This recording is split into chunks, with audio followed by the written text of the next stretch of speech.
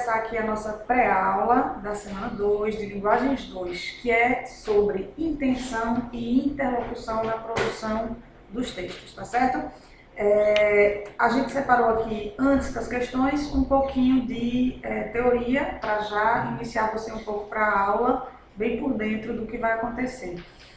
Primeiro, vocês estão vendo aqui um cartoon de um polonês, cujo nome eu não vou ter a destreza de pronunciar, mas esse polonês produziu diversos cartoons muito profundos, muito significativos e inclusive ele já foi usado mais de uma vez no Enem. Depois eu boto aqui o nome dele para vocês, né? Eu vou colocar até um link na minha área lá do professor sobre os textos dele, porque são realmente maravilhosos. Então a primeira coisa que a gente tem que falar, na verdade, é sobre a intenção comunicativa dos textos. E é preciso entender que todo texto tem uma intenção comunicativa, todo texto parte de uma necessidade comunicativa e é dotado da intenção comunicativa do seu autor, certo? Então eu coloquei aqui intenção, propósito, finalidade, objetivo, tudo isso são formas de se referir a essa intenção comunicativa. Isso quer dizer que você vai encontrar essas possibilidades aqui, entre outras mais diluídas para falar sobre isso, de abordar esse foco da intenção comunicativa em questões, enunciados de questões no Enem, na UPE e em provas diversas, tá? Então a gente tem esse cartoon aqui, em que você vê dois personagens, né, duas crianças, uma delas trabalhando e a outra brincando. O encontro entre esses dois, você vê a indumentária, a diferença, né, da indumentária, claramente esse aqui mais bem cuidado. Então você vê que o encontro entre eles, na verdade, é um choque de realidades, o choque entre duas diferentes realidades. E digamos que você fosse fazer uma questão sobre esse cartoon, qual você diria que é a intenção comunicativa dele? Primeira coisa que eu acho que elaboraria um distrator dizendo assim, a intenção comunicativa é comparar diferentes realidades. Se não tiver nada melhor, essa até poderia ser a resposta, mas na verdade, a intenção é um pouco além disso. Comparar duas realidades é o procedimento do texto, é um recurso do texto para se atingir a intenção de promover reflexão. Então, a intenção vai no sentido de maior abrangência, certo? Por exemplo, intertextualidade é uma coisa que chama muita atenção na produção de textos, na leitura de textos e, claro, na elaboração de questões. Intertextualidade, ambiguidade, ironia, tudo isso chama muita atenção. Mas a ambiguidade em si não é uma intenção, ela é um recurso para se atingir uma determinada intenção. Qual? Depende de quê? Do gênero textual, do gênero discursivo. O gênero, quando você escolhe um gênero, você já está meio que pré-divulgando, pré-determinando sua intenção comunicativa. Por que você escolheria o gênero música se você não tem nenhuma finalidade próxima de atingir um efeito estético, né, usando o ritmo, usando as palavras, etc.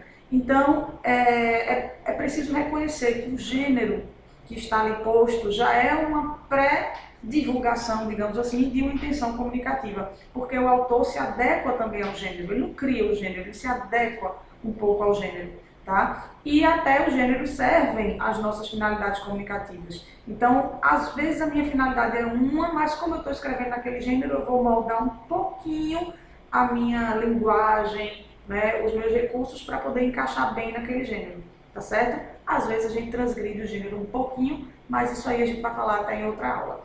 Então, a gente tem aqui já um segundo texto, que é uma propaganda. Quando eu vejo propaganda, eu já imagino uma finalidade comunicativa, que é o quê? Convencer. Toda propaganda é feita para convencer. Ai, meu Deus do céu, e aquelas propagandas de conscientização, né? São para quê? Convencer você de que aquilo é o caminho certo, de que é um ponto de melhoria. Convencer, certo? Para o bem ou para o mal, a finalidade comunicativa da propaganda é convencer. Então, é preciso entender que o gênero já é um meio caminho andado para você reconhecer essa intenção. Agora, é importante também você identificar determinadas nuances de intenção. Por exemplo, nessa propaganda aqui você tem leia para uma criança. A criança e provavelmente a mãe sentados aqui no sofá, lendo um livro, ao redor deles todo o universo da imaginação que o livro desperta, certo? histórias desenvolvem a imaginação e a capacidade de pensar e aprender. Diz aqui no texto secundário da propaganda, esse é o título, o texto principal da propaganda. Esse aqui é o anunciante, o Itaú, e o slogan do Itaú, Itaú feito para você. Veja, pergunto, o Itaú elaborou toda uma campanha de conscientização sobre a importância da leitura simplesmente porque se importa com as crianças ou porque também queria veicular ou vincular a ele uma imagem de preocupação social, de responsabilidade social? Então, na verdade, é preciso entender que há uma intenção imediata, que é a conscientização em relação à leitura, e uma intenção profunda e mais distante de criar um vínculo entre essa marca e essa atitude que está sendo aqui veiculada a partir da apresentação desse discurso de preocupação com a leitura, tá certo? Então são dois níveis diferentes, importantes, tá, de interpretação do texto. Então, finalizando, intenção é tudo, porque é a partir de uma intenção que eu escolho um gênero, é a partir de uma intenção que eu uso uma linguagem, é a partir de uma intenção que eu uso um recurso. Então ela é como se fosse o chefe, o carro-chefe de todas as minhas outras escolhas no texto, certo? Então a gente tem aqui o seguinte, termos indicadores de intenção. Eu coloquei aqui um certo vocabulário que você pode encontrar nas questões para ajudar você a rastrear um pouco isso. Por exemplo, promover reflexão é uma intenção comunicativa, conscientizar, criticar, instruir, orientar, ensinar, informar, explicar, convencer, comandar, aconselhar, representar, ilustrar. Tudo isso são exemplos de termos compatíveis com essa ideia de intenção comunicativa. Já em relação à interlocução, que é a segunda parte da aula, a gente vai começar falando do seguinte. Eu disse que todo texto é dotado de intenção. Todo texto também tem emissor e receptor. Isso quer dizer que todo texto tem um autor e um leitor. Mesmo que não seja um leitor único, que seja um grupo, que seja uma população, que seja uma coisa bem abrangente, mas aquela produção é feita para um receptor, certo? Então, todo texto tem emissor e receptor e a gente chama esses dois juntos aí de interlocutores. Os interlocutores de um texto podem ser explícitos ou implícitos. Como assim? Se você pegar, por exemplo, olha aqui o primeiro, uma carta, certo? Se você pegar uma carta, os interlocutores da carta costumam estar explícitos. Como? Primeiro, no envelope você tem o remetente, né, e o destinatário. Segundo, no próprio corpo da carta, você costuma dizer olá, fulano, e usar um vocativo. E no final você diz afetuosamente fulano. Fulano não é a mesma pessoa, né? O Zezinho. Então você tem ali apresentados explicitamente o emissor e o receptor. Além disso, você tem um emissor e muitas vezes, geralmente, um receptor, certo? No gênero carta pessoal. Então, você tem bem delimitadas essas duas figuras. Em compensação, em outros gêneros, você tem uma interlocução muito mais abrangente. Por exemplo, tem textos de autoria coletiva, tem textos de autoria desconhecida, tem textos de autoria, digamos assim, que não é revelada, embora seja de uma só pessoa. Então aí é preciso entender pela interpretação mesmo do texto quem são seus interlocutores, tá? Então, por exemplo, esse risinho aqui eu coloquei para representar o gênero piada.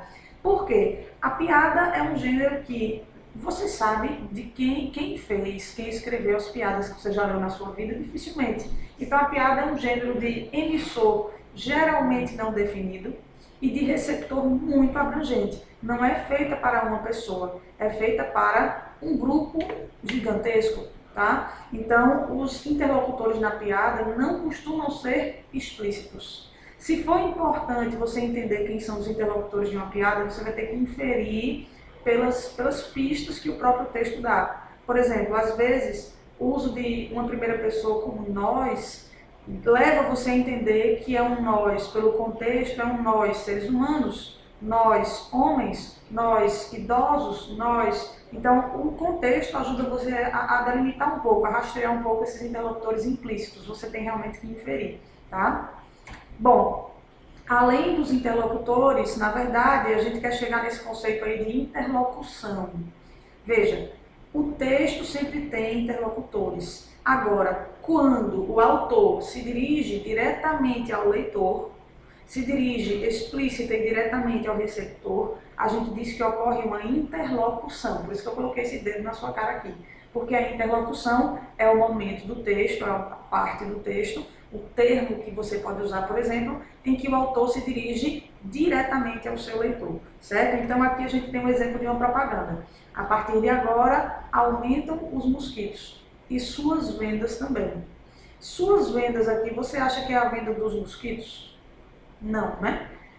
Essas suas vendas é esta propaganda se dirigindo diretamente ao seu leitor, receptor, certo? Interlocutor. Por isso, essa referência direta ao interlocutor a gente chama de interlocução, tá? Então, acontece nesse texto, acontece também nessa propaganda, que está com a resolução ruim, mas tudo bem. Já sabe qual é a sua próxima parada? Além de ter o sua, isso aqui é uma pergunta dirigida ao leitor. Então, a pergunta em si já é uma interlocução e esse pronome sua também é uma referência direta ao leitor, outra forma de interlocução, tá certo? Sem dúvidas, então, vamos para as questões. Essa primeira questão, metodologia Enem, pede que você dê uma olhadinha lá no enunciado, certo? Então, vamos ver aqui esse enunciado, que diz o seguinte: no sexto parágrafo, a interlocução com o leitor é explicitamente demarcada pelo emprego de... Aí eu não vou ler o texto inteiro, perdoe-me, mas é uma pré-aula. A gente vai ler uma partezinha do texto que está aqui, ó. Por quê? Deixa eu colocar essa canetinha aqui. Porque é importante determinar a viagem do vírus. Você não está entendendo nada, né? Tudo bem. Veja o que é que está acontecendo nesse parágrafo. Basicamente, para orientar as campanhas de vacinação. Em 2014, Eduardo Massad elaborou um plano de imunização depois que 11 pessoas morreram vítimas de febre amarela em Botucatu, São Paulo. Eu fiz cálculos matemáticos para determinar qual seria a proporção da população nas áreas não vacinadas que deveria ser imunizada, considerando os riscos de efeitos adversos da vacina. Aí veja só, por que é importante determinar a viagem do vírus? Essa pergunta tanto é um direcionamento do próprio texto para manter um foco de conteúdo, como de certa forma também se dirige ao leitor. Isso quer dizer que funciona como uma maneira de interlocução, certo? E a pergunta é exatamente sobre isso. Veja só, a interlocução com o leitor é explicitamente marcada pelo emprego de uma pergunta. A resposta é essa letra A aqui. Veja que também existe naquele trecho estatística e depoimento. Só que a estatística dificilmente vai ser uma forma de interlocução. O depoimento poderia ser, mas nesse trecho o depoimento não tem direcionamento ao leitor. Então, é realmente a resposta letra A. A questão é tranquila. Vamos mais para frente. Essa questão 2 aqui, que é, na verdade, uma comparação entre dois autores, certo? Publicada na revista Época. Vou dar uma olhadinha no enunciado. Assinale a alternativa que apresenta o principal objetivo comunicativo do emissor do texto. Ou seja, é sobre a finalidade, é sobre a intenção comunicativa do texto. Aí tem apresentar o livro, comparar dois livros, alertar para os efeitos negativos nas redes sociais, analisar mecanismos de dominação coletiva no contexto histórico do stalinismo. Específica essa letra D. Vamos para o texto. Talvez a gente não precise ler tudo para entender qual é o objetivo, né? Vamos lá. Mas que Orwell, Huxley, previu nosso tempo. Publicado em 1948, o livro 1984 de George Orwell saltou para o topo da lista dos mais vendidos. A distopia de Orwell, mesmo situada no futuro, tinha um endereço certo em seu tempo, que era o stalinismo. O mundo da pós-verdade, dos fatos alternativos e da anestesia intelectual nas redes sociais, mais parece outra distopia, publicada em 1932, até antes, que é Admirável Mundo Novo, de Aldous Huxley. Veja aqui uma comparação entre dois livros. Agora, eu pergunto, a finalidade desse texto é analisar os livros ou falar da realidade? Não se trata de uma tese nova. Ela foi levantada pela primeira vez em 1985, num livreto do teórico da comunicação, o americano Neil Postman, Amusing Ourselves to Death, nos divertindo até morrer, relembrado por seu filho Andrew em artigo recente no The Guardian. Na visão de Huxley, não é necessário nenhum grande irmão para despojar a população de autonomia, maturidade ou história, escreveu Postman. Ela acabaria amando sua opressão, adorando as tecnologias que destroem sua capacidade de pensar. Veja, destroem sua capacidade de pensar. E ainda assim, amamos a tecnologia. Ou eu temia aqueles que proibiriam os livros. Huxley temia que não haveria motivo para proibir um livro, porque não haveria motivo para lê-lo, porque não haveria quem quisesse lê-lo, tá? Ou eu temia aqueles que nos privariam de informação. Huxley, aquele que nos dariam tanta informação que seríamos reduzidos à passividade e ao egoísmo. Orwell temia que a verdade fosse escondida de nós. Huxley, que fosse afogada no mar de irrelevância. Ou seja, esse texto está traçando um paralelo entre a distopia de George Orwell e a distopia de Aldous Huxley, a partir dessa comparação, na verdade, da aplicação delas, de ambas, no mundo atual. Está ficando claro que ele acha que qual delas se aplica ao mundo atual de melhor forma, a de Admirável Mundo Novo de Aldous Huxley, certo? No futuro pintado por Huxley, não há mães, pais ou casamentos, o sexo é livre, a diversão está disponível na forma de jogos esportivos, cinema multissensorial e de uma droga que garante o bem-estar sem efeito colateral, o soma. Restaram na Terra 10 áreas civilizadas e uns poucos territórios selvagens, onde grupos nativos ainda preservam costumes e tradições primitivos, como família ou religião. Primitivos, família ou religião. O mundo agora é estável, diz um líder civilizado. As pessoas são felizes, têm o que desejam e nunca desejam o que não podem ter. Nunca desejam o que não podem ter. O que não podem ter. Isso aí é um comprometimento de uma perseguição humana, né, por alcançar determinadas coisas. Nunca desejar o que não podem ter, não sei, talvez nunca sonhe, né? Sentem-se bem, estão em segurança ou conformismo, nunca adoecem, não têm medo da morte, vivem na ditosa ignorância da paixão e da velhice. Não se acham sobrecarregadas de pais e mães. Não têm esposas, nem filhos, nem amantes, por quem possam sofrer emoções violentas. Misericórdia, não sobrou nada do ser humano. São condicionadas de tal modo que praticamente não podem deixar de se portar como devem. E se por acaso alguma coisa andar mal, ainda existe a droga, o soma, certo? Então, são características, né, do enredo, né, de Admirável Mundo Novo, e existe uma relação disso com o mundo real que está sendo traçado, que eu vou ler no último parágrafo. No universo de Orwell, a população é controlada pela dor, no de Huxley, pelo prazer. Ou eu temia que nossa ruína seria causada pelo que odiamos, Huxley pelo que amamos. Escreve Postman, né? O Andrew Postman. Só precisa haver, Neil Postman, né? Andrew é o filho. Só precisa haver censura, né? Diz ele, se os tiranos acreditam que o público sabe a diferença entre discurso sério e entretenimento. O alvo de Postman em seu tempo era a televisão, que ele julgava ter imposto uma cultura fragmentada e incapaz de manter com a verdade a relação reflexiva e racional da palavra impressa. O computador só engatinhava e Postman mal poderia prever como celulares, tablets e redes sociais se tornariam, bem mais do que a TV, o soma contemporâneo. Ou seja, na verdade, esse texto usa a comparação entre os livros para falar da nossa relação com a realidade e com, particularmente, celulares, tablets e redes sociais. Mas suas palavras foram prescientes. O que afligia a população em Admirável Mundo Novo não é que estivessem rindo em vez de pensar, mas que não sabiam do que estavam rindo, nem tinham parado de pensar. Veja que é uma forte alienação, né, que se propõe aqui. Então vamos analisar. O objetivo desse texto é apresentar o livro de Aldous Huxley a fim de incentivar os leitores contemporâneos a realizarem a sua leitura. Isso pode ser até uma consequência paralela da leitura do texto, mas não era o objetivo. Comparar os dois livros que fazem referência à alienação provocada pelas mídias. Veja, o objetivo do texto não é comparar. Letra C. Alertar para os efeitos negativos das redes sociais, que ele julga que funcionem como uma droga, né, que embotam a capacidade de pensar dos indivíduos. Exatamente isso. Tá? Isso é compatível com aquela comparação que ele faz entre as redes sociais e o soma, que é a droga, tá? Como eu faço um traço bem retinho, que é aquela droga do livro de Aldous Huxley, Admirável Mundo Novo. Então a resposta aqui, letra C.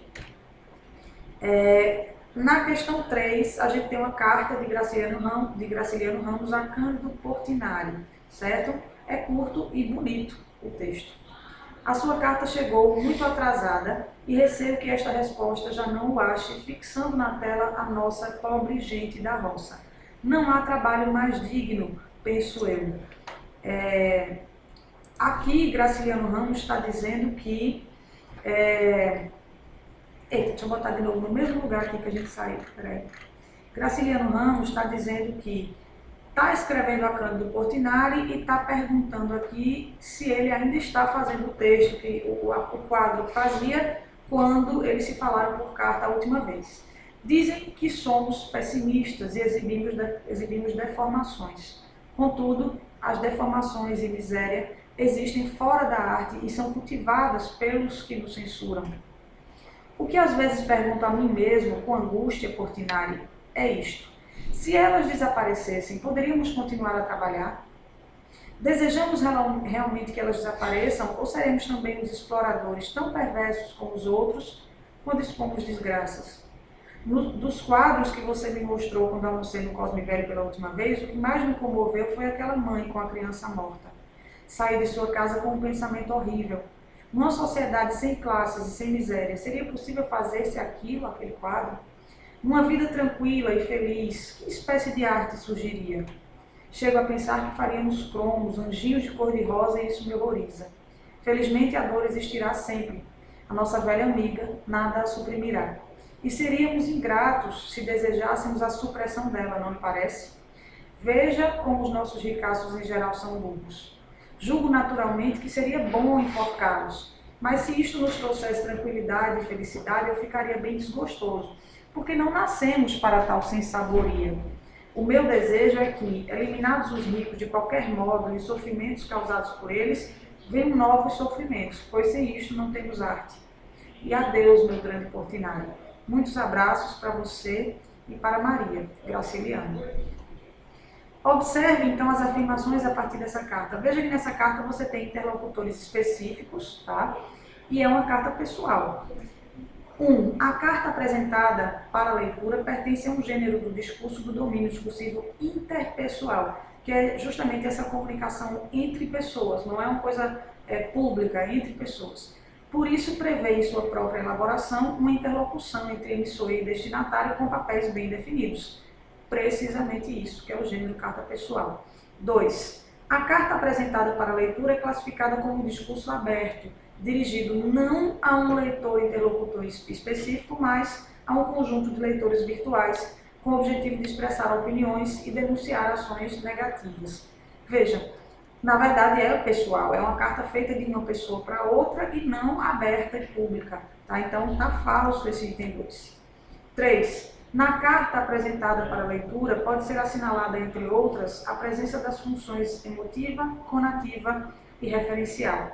Vamos lá, a gente não viu ainda funções da linguagem, mas tem uma explicação entre parênteses, né? Manifestação de sentimentos do emissor.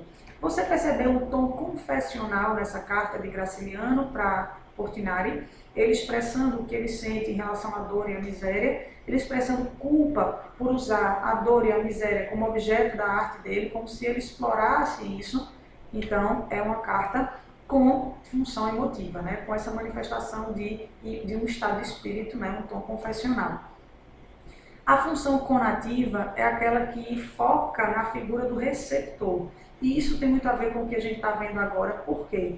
Além de a carta já ter interlocutores bem definidos, essa carta tem uns direcionamentos bem claros, né? Que é o seguinte: a sua carta chegou muito atrasada. E aí ele tem perguntas, ele tem vocativo, ele tem aqui um nome de Portinari.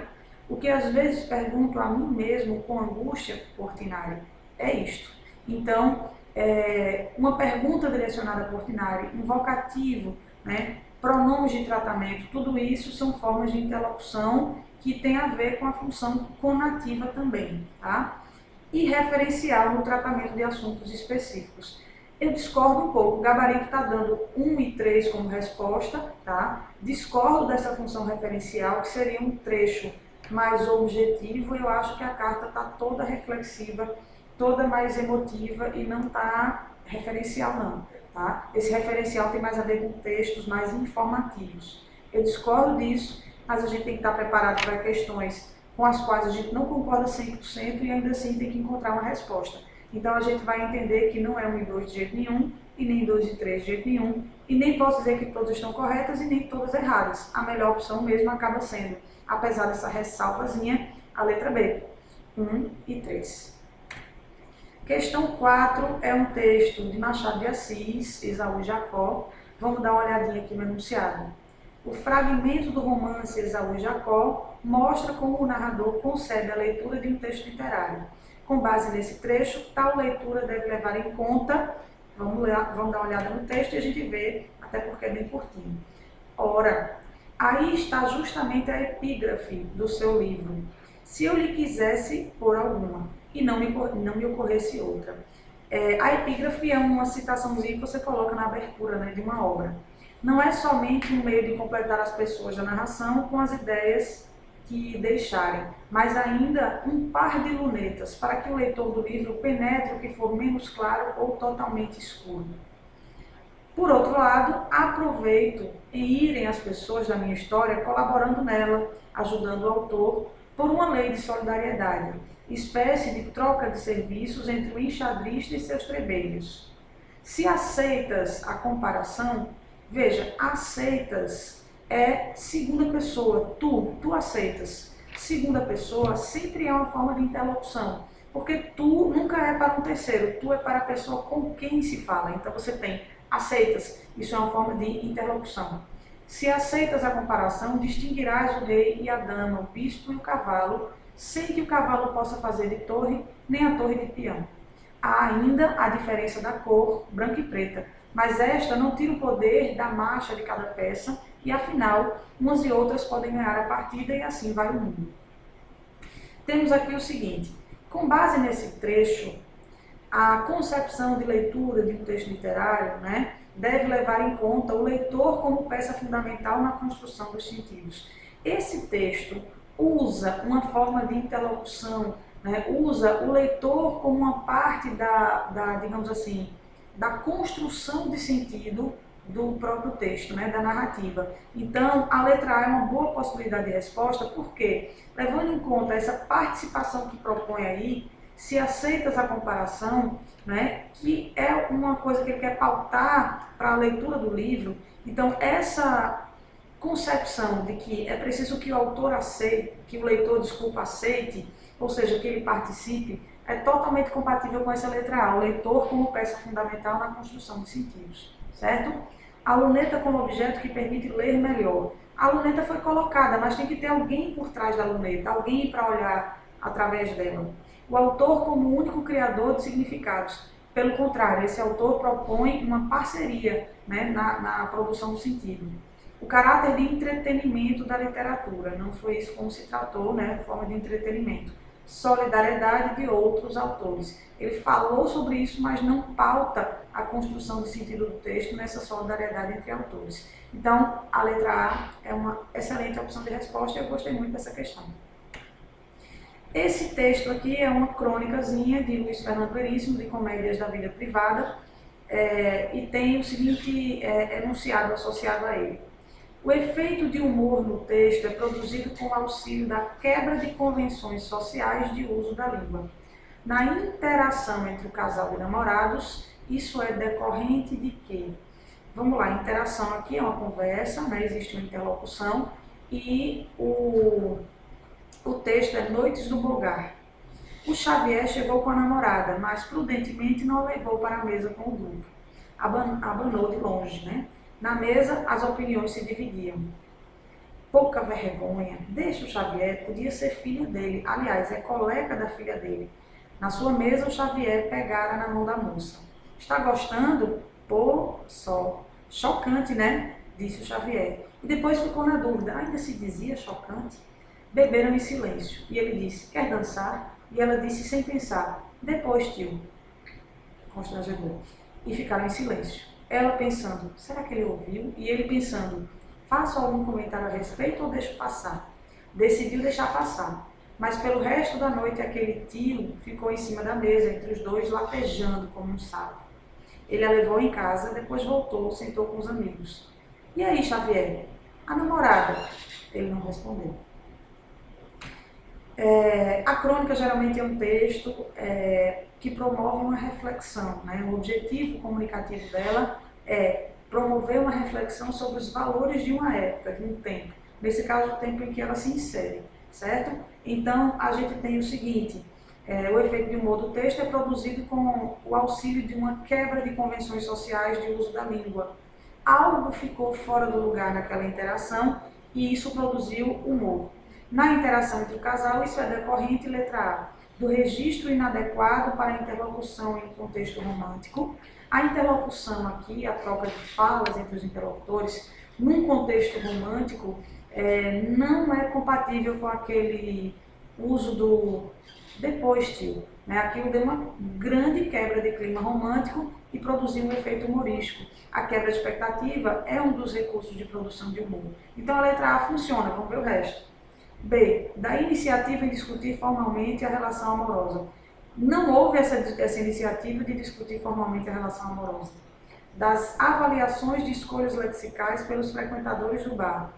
A avaliação dessas escolhas é o que produz humor? Não. D. Das gírias distorcidas intencionalmente na fala do namorado.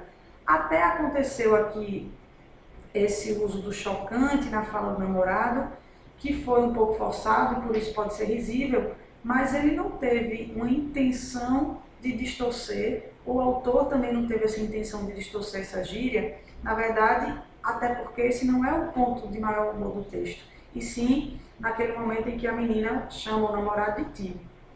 Do uso de expressões populares nas investidas amorosas do homem. Não, aquilo é engraçado, mas o ponto principal de obtenção de humor do texto é justamente esse aqui, ó, depois, tio. A partir disso, aconteceu todo o constrangimento que levou ao desfecho, certo? Então, é a letra A melhor opção de resposta para esse texto, tá bom? Tchau, gente, beijo para vocês e boa semana. Vamos começar essa semana em L2, a gente vai falar de interlocutores e intenções comunicativas, tá bom? Beijo, tchau!